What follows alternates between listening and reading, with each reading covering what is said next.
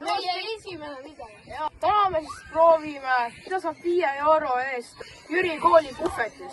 Seega alustame lipajookidest siis. Proovime. Kaunil märtsipäeval oleks isegi 90 ja... Mida me siin nii kaua naudime, räägime rohkem, mis meil on. Okei, šokominis nüüd. Ja, See läheb siis ka 1 euro. Nii, vaat. Selline näeb siis välja. Cheers. Kalk.